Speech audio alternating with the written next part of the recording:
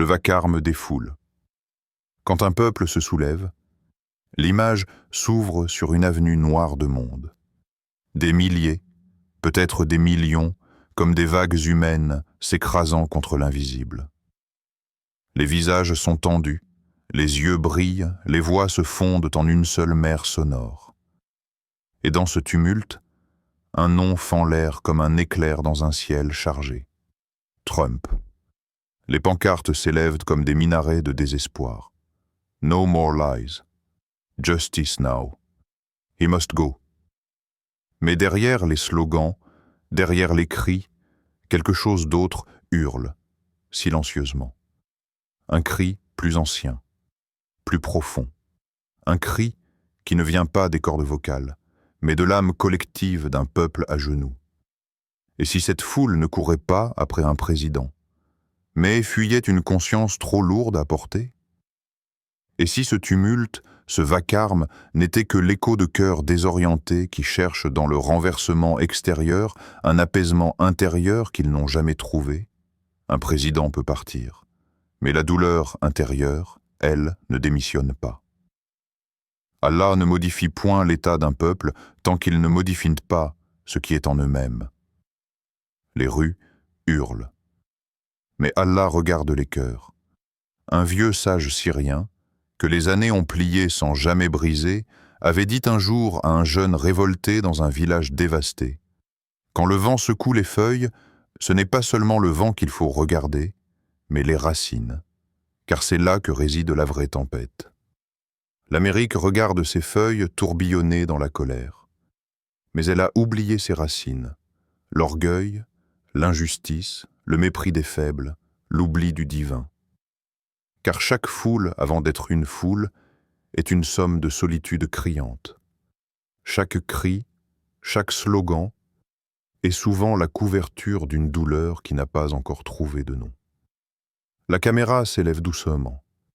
La ville semble minuscule vue d'en haut, mais ce n'est pas la ville qui importe. C'est ce qu'elle cache. Il y a dans cette révolte un besoin de renaissance. Mais peut-on renaître sans mourir à ce que l'on a été?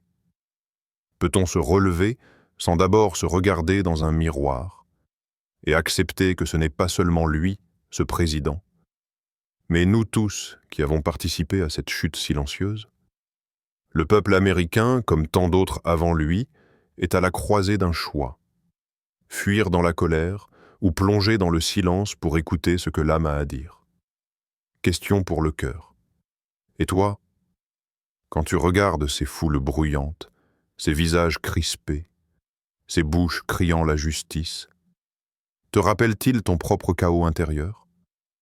Quand le monde vacille autour de toi, que se passe-t-il dans tes racines? Sont-elles enracinées dans Allah ou suspendues aux illusions humaines? La foule s'agite, mais le vrai mouvement commence dans l'immobilité, dans le retour à Allah, dans la prosternation silencieuse quand tout hurle autour.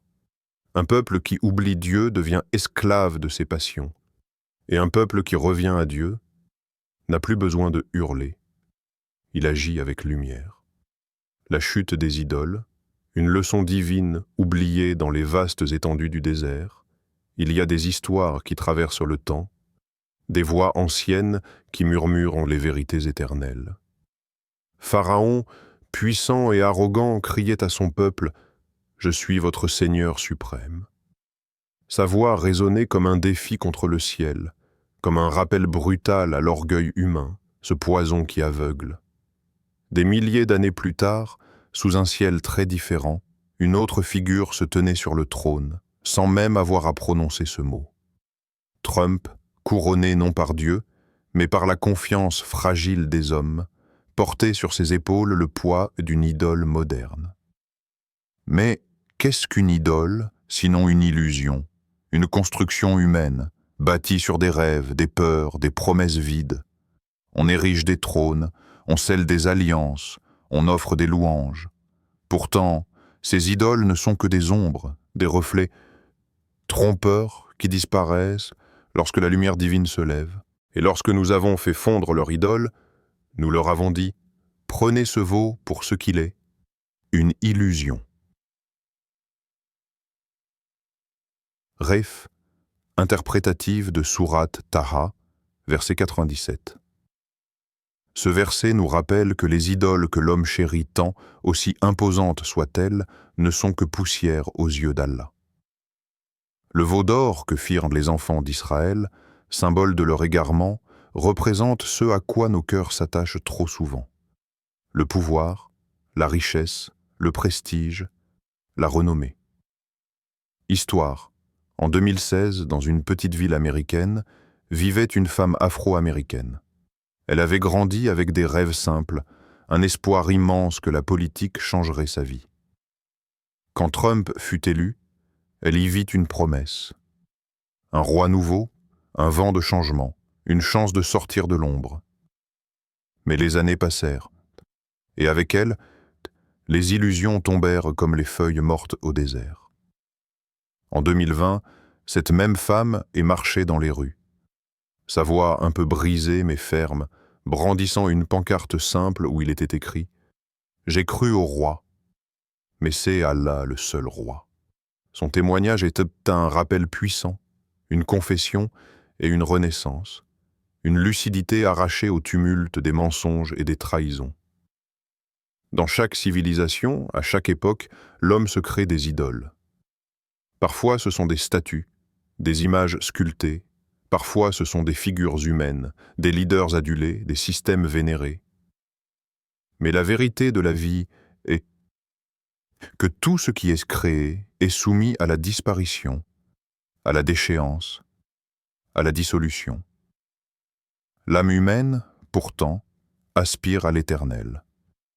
Elle cherche le trône qui ne tombe pas, le souverain qui ne déçoit jamais.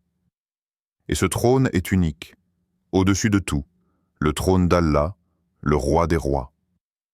Question pour l'âme. As-tu toi aussi parfois mis ta confiance dans un trône terrestre? Oubliant que le véritable trône est au-dessus des cieux, as-tu placé ton espoir dans des hommes qui passent, plutôt que dans celui qui ne change jamais?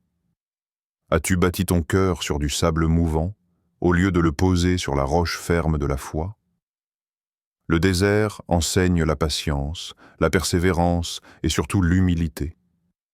Il rappelle à l'homme sa petitesse, son passage temporaire.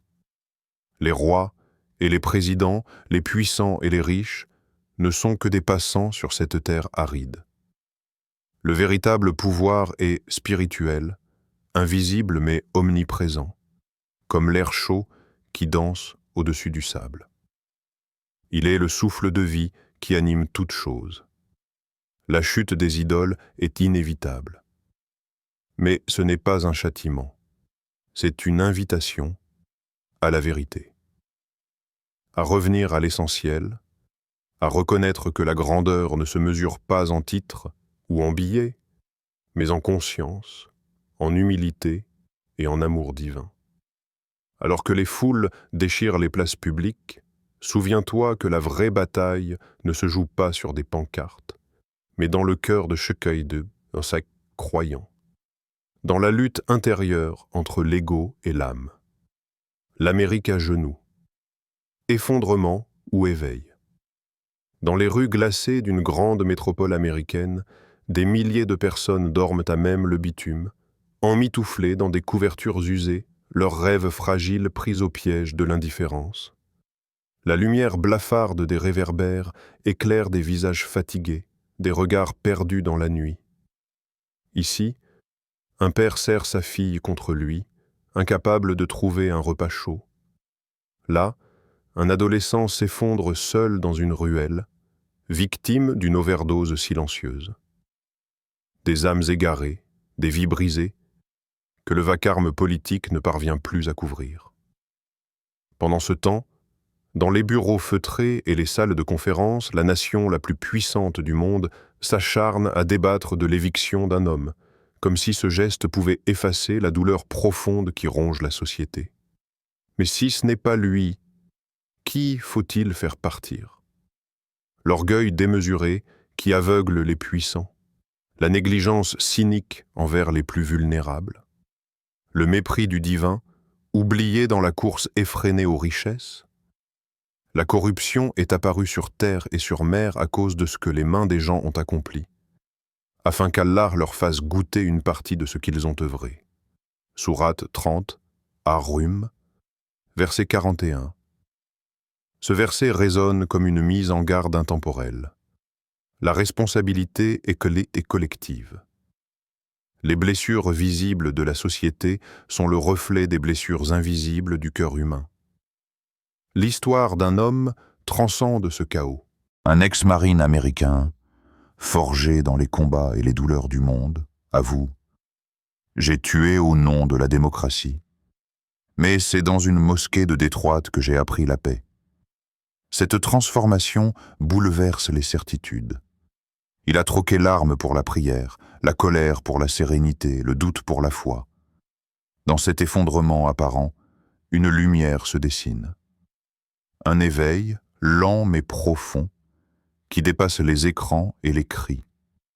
Car parfois, c'est lorsque les empires semblent s'écrouler que les âmes s'élèvent. Lorsque la grandeur extérieure fléchit, le vrai pouvoir intérieur commence à s'éveiller. Question qui frappe. Est-ce que l'effondrement visible d'un empire est parfois le début de l'éveil invisible d'un peuple? Est-ce que le bruit des pancartes et des slogans n'est qu'une étape avant le silence habité d'une conscience qui se reconnecte à Allah? Dans la nuit, les rues désertes racontent une autre histoire. Celle d'une Amérique à genoux, certes, mais peut-être prête à se relever, plus humble, plus juste, plus vraie. Le défi est immense, mais la promesse est claire. Ce n'est pas en changeant seulement un nom à la tête du pouvoir, mais en transformant le cœur des hommes que la société renaît.